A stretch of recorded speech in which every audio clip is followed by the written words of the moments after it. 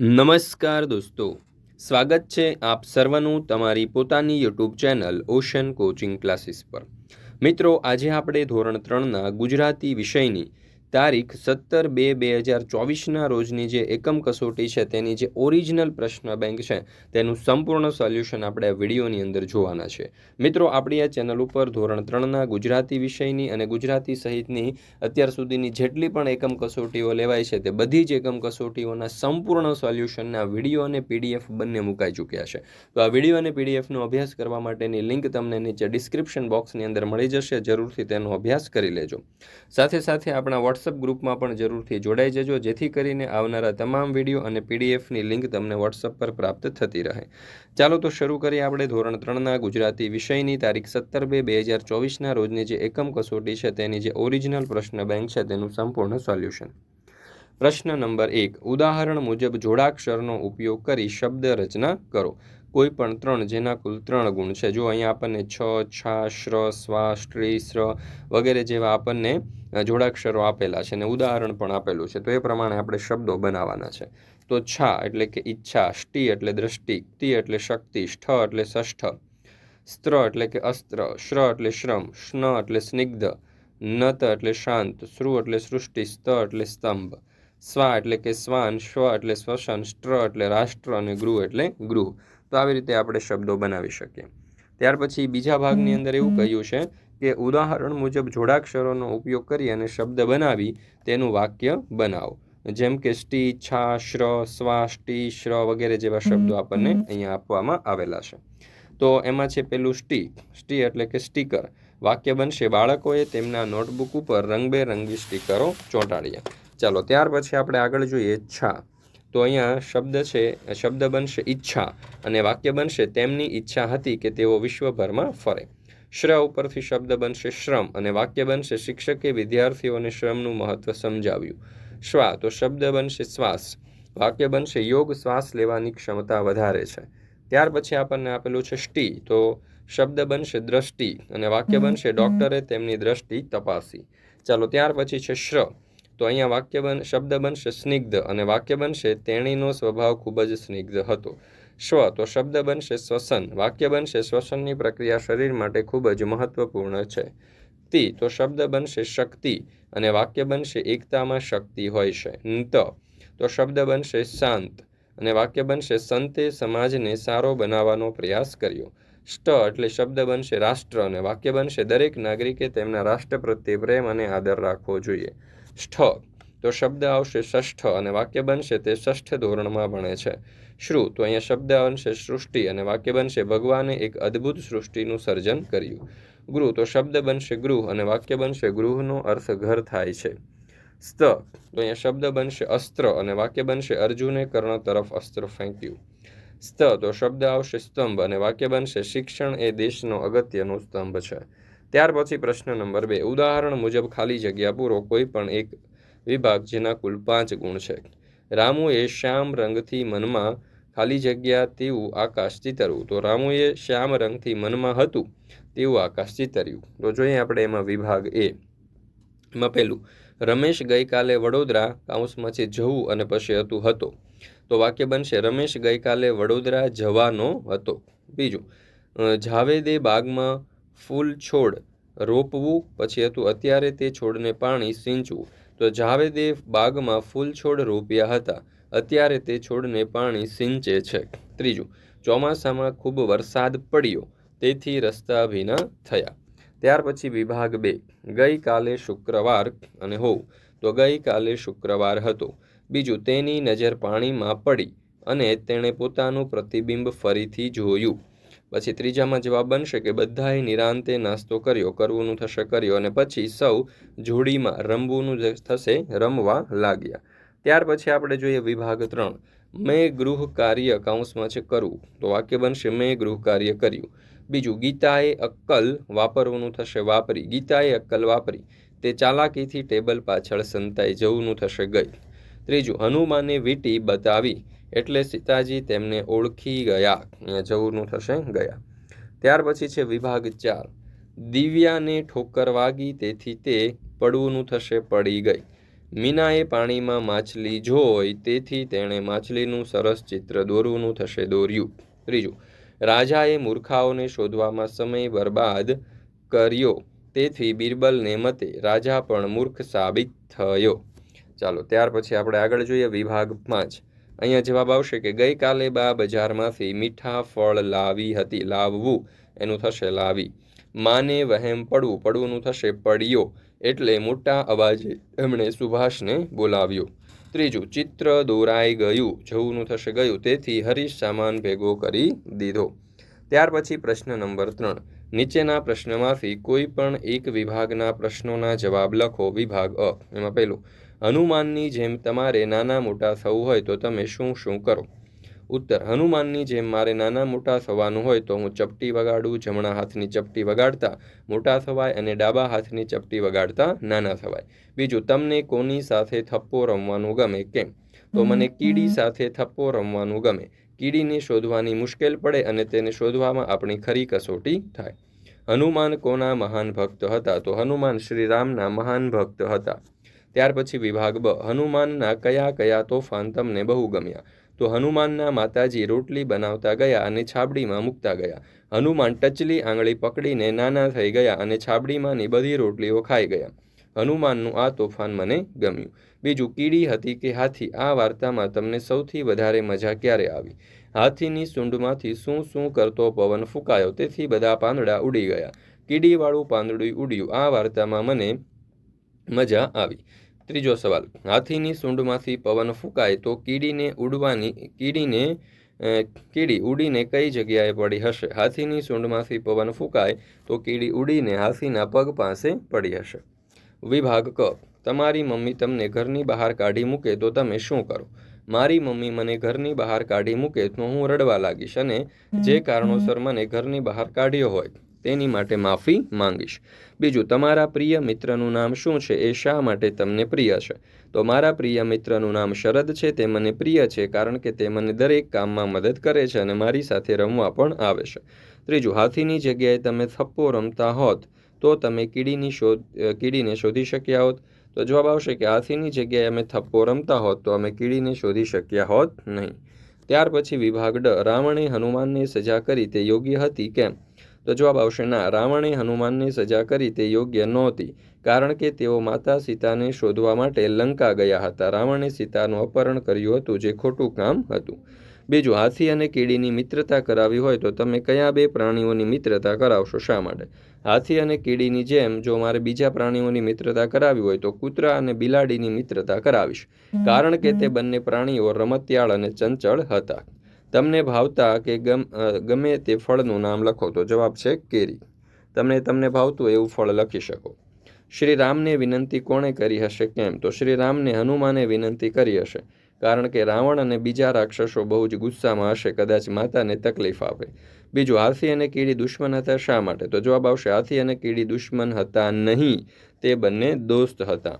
બાળકને સૌથી વધુ દોસ્તી કોની સાથે છે? તો બાળકને સૌથી વધુ દોસ્તી તેના ગળ્યા ગપ્પા સાથે છે. મિત્રો, તારીખ 17/2/2024 રોજ ધોરણ 3ની ગુજરાતી વિષયની જે એકમ કસોટી લેવાની છે તેની જે ઓરિજિનલ પ્રશ્ન બેંકની સોલ્યુશન છે તેની PDF જે છે તે આપણા વોટ્સઅપ નંબર ઉપર અહીંયા તમને આપેલો છે 7046222254. આ નંબર ઉપરથી તમે મેળવી શકો છો. તો જરૂરથી આ જે સોલ્યુશન છે તેની PDF મેળવી લેજો. પ્રશ્ન નંબર 4. નીચેનામાંથી કોઈ પણ એક વિભાગ પસંદ કરી માગ્યા મુજબ જવાબ આપો જેના કુલ 5 ગુણ છે. એમાં વિભાગ એ જાન્યુઆરી 2024. એમાં જો અહીંયા આપણને કોષ્ટક ઉપરથી કેટલાક પ્રશ્નો આપેલા છે. એમાં પહેલું, આ મહિનામાં કુલ કેટલા રવિવાર આવે છે? તો આ મહિનામાં કુલ 4 રવિવાર આવે છે. બીજું, કયા વાર 5 વખત આવે છે? તો સોમ, મંગળ અને બુધવાર 5 વખત આવે છે. તમે 20મી તારીખે શાળામાં કયા સમયે ભણવા જશો? તો અમે 20મી તારીખે શાળામાં સવારનો સમય હોવાથી સવારે ભણવા જશું. આ મહિનામાં કયા તહેવાર આવતા હશે? આ મહિનામાં ઉત્તરાયણ અને ગણતંત્ર દિવસ આવતા હશે. પ્રથમ અને છેલ્લો શનિવાર કઈ તારીખે હશે? પ્રથમ શનિવાર 6 તારીખે અને છેલ્લો શનિવાર 27 તારીખે હશે. ત્યાર પછી વિભાગ 2, રમતગમત સંકુલ દેવગઢ બારિયા. એક રમત એક ઇનામ સ્પર્ધા. તારીખ છે 5/11/2023. વાર છે રવિવાર. સમય છે સવારે 6 થી 10. વિભાગમાં જોઈએ તો ધોરણ 1 માટે લીંબુ ચમચી સંગીત ખુરશી છે. ધોરણ 2 માટે કોથળા દોડ અને દેડકા કૂદ છે. ધોરણ 3 માટે 50 મીટર દોડ અને લાંબી કૂદ છે. અને નોંધ આપી છે કે ભાઈ એક વિદ્યાર્થી એક સ્પર્ધામાં ભાગ લઈ શકશે. તો જોઈએ એમના ઉપરથી કેટલાક પ્રશ્નો. એમાં પહેલો સવાલ, કયા ધોરણનો વિદ્યાર્થી દેડકા કૂદમાં ભાગ લઈ શકશે? તો બીજા ધોરણનો વિદ્યાર્થી દેડકા કૂદમાં ભાગ લઈ શકશે.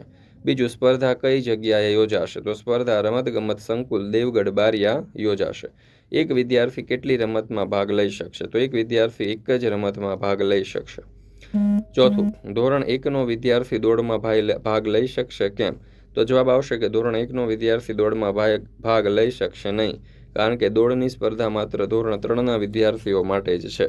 પાંચમું, આ સ્પર્ધા કેટલા કલાક સુધી ચાલશે? તો આ સ્પર્ધા 4 કલાક સુધી ચાલશે. ત્યાર પછી વિભાગ 3, અહીંયા આપણને એક પહોંચ આપેલી છે રતન મહાલ સ્ટેશનરી, માંડવા રોડ, દાહોદની. શ્રીમતી ખુશી એમ પરમાર, તારીખ છે 14/2/2024. હવે એમાં તમે જોશો તો એને નોટબુક 10 રૂપિયાના ભાવે 1 ડઝન ખરીદી છે, એટલે 120 રૂપિયાની ખરીદી થઈ. કંપાસ બોક્સ 60ના ભાવે એને 2 ખરીદ્યા છે, એટલે 120 રૂપિયા. સ્કેચ પેન 20ના ભાવની 3 ખરીદી, એટલે 60. માર્કર પેન 10ના ભાવના 5 નંગ ખરીદ્યા, એટલે 50 રૂપિયા. તો જોઈએ એમના ઉપરથી પહેલો સવાલ, 10 નોટબુક ખુશીએ કેટલા રૂપિયામાં ખરીદી? હવે જો 12 નોટબુક છે ને એણે 120 રૂપિયામાં ખરીદી છે, તો 10 નોટબુક તે 100 રૂપિયામાં ખરીદશે. બીજું, માર્કર પેન કરતાં સ્કેચ પેનનો ભાવ કેટલા રૂપિયા વધારે છે? તો માર્કર પેન કરતાં સ્કેચ પેનનો ભાવ 10 રૂપિયા વધારે છે. ત્રીજું, ખુશીએ સૌથી સસ્તી અને સૌથી મોંઘી વસ્તુ કઈ ખરીદી? તો ખુશીએ સૌથી સસ્તી માર્કર પેન અને સૌથી મોંઘી વસ્તુ કંપાસ બોક્સ અને નોટબુક ખરીદી. ચોથું, ગ્રાહકે કયા મહિનામાં સ્ટેશનરી ખરીદી? તો ગ્રાહકે ફેબ્રુઆરી મહિનામાં સ્ટેશનરી ખરીદી. પાંચમું, ખુશીએ સ્ટેશનરી ક્યાંથી ખરીદી કરી હતી? તો ખુશીએ સ્ટેશનરી રતન મહાલ સ્ટેશનરીમાંથી ખરીદી હતી. ત્યાર પછી વિભાગ 4, ગાંધીનગરથી દાહોદ જતી ગુર્જર નગરી બસનો સમય. તો સ્થળ છે ગાંધીનગર, સવારે 7 વાગે આવશે, 7 વાગે ઉપડશે. અમદાવાદ 8:30 આવશે, 8:30 ઉપડી જશે. નડિયાદ 10 વાગે આવશે, 10:15 ઉપડશે. ગોધરા 12:45 આવશે, 12:45 ઉપડશે. અને દાહોદ 2:15 ઉપડશે. પ્રશ્ન, ઉપડ્યા પછી કયા સ્થળે બસ પહેલા પહોંચશે? તો ઉપડ્યા પછી ગાંધીનગર બસ પહેલા પહોંચશે. બસ 15 મિનિટ થોભતી હોય તેવું બસ સ્ટેશન કયું છે? તો બસ 15 મિનિટ થોભતી હોય તેવું બસ સ્ટેશન નડિયાદ છે. અમદાવાદથી દાહોદ જવા કેટલો સમય લાગે? અમદાવાદથી દાહોદ જવા 5:45 જેટલો સમય લાગશે. ગાંધીનગરથી બસમાં જવા માટે સ્ટેશન ઉપર કેટલા વાગે પહોંચવું પડશે? તો ગાંધીનગરથી બસમાં તમારે સ્ટેશન ઉપર 7 વાગે પહોંચવું પડશે. 12:30 વાગે બસ સ્ટેશનથી બસ પકડનાર મુસાફર ક્યાંથી ક્યાં સુધીની યાત્રા કરશે? તો 12:30 વાગે બસ સ્ટેશનથી બસ પકડનાર મુસાફર ગોધરાથી દાહોદ સુધીની યાત્રા કરશે. ત્યાર પછી આપણે જોઈએ વિભાગ 5. અહીંયા આપણને કહ્યું છે એકમ કસોટી ગુણપત્રક સપ્ટેમ્બર 2024. હવે અહીંયા ક્રમ આપણને આપેલા છે, વિદ્યાર્થીઓના નામ અને ગુજરાતી પર્યાવરણની અંદર કેટલા માર્ક્સ એમણે 25માંથી પ્રાપ્ત કર્યા એ આપેલા છે. એમના ઉપરથી જોઈએ પ્રશ્ન. પહેલો સવાલ, બંને વિષયોમાં સૌથી વધુ ગુણ મેળવનાર વિદ્યાર્થી કોણ છે? તો બંને વિષયમાં સૌથી વધુ ગુણ મેળવનાર વિદ્યાર્થી ભૂમિ છે. બીજું, ભૂમિનું પેપર કયા બે વિદ્યાર્થીઓએ માર્ગદર્શન માટે જોવું જોઈએ? તો ભૂમિનું પેપર રોશની અને વિરેન્દ્ર આ બે વિદ્યાર્થીઓએ માર્ગદર્શન માટે જોવું જોઈએ. પર્યાવરણમાં સૌથી વધુ ગુણ કયા વિદ્યાર્થીના છે? તો પર્યાવરણમાં સૌથી વધુ ગુણ ભૂમિના છે. સૌથી ઓછા ગુણ મેળવનાર વિદ્યાર્થી કયા વિષયનો છે? તો સૌથી ઓછા ગુણ મેળવનાર વિદ્યાર્થી પર્યાવરણ વિષયનો છે. આ ગુણપત્રક સાથે કઈ બાબત સુસંગત છે? તો જવાબ આવશે વિકલ્પ ક, ધોરણ 3. ત્યાર પછી પ્રશ્ન નંબર 5, નીચેનામાંથી કોઈ પણ એક વિષય ઉપર તમારા શબ્દોમાં વર્ણન કરો. જો વૃક્ષને ડાળી ન હોય તો? જો વૃક્ષને ડાળી ન હોય તો ઘણી બધી મુશ્કેલીઓ થાય. તે ખોરાક બનાવી શકશે નહીં અને ટકી રહેશે નહીં. તે પક્ષીઓ અને પ્રાણીઓ માટે આશ્રય પૂરું પાડી શકશે નહીં. તે પવન અને વરસાદ સામે રક્ષણ આપી શકશે નહીં.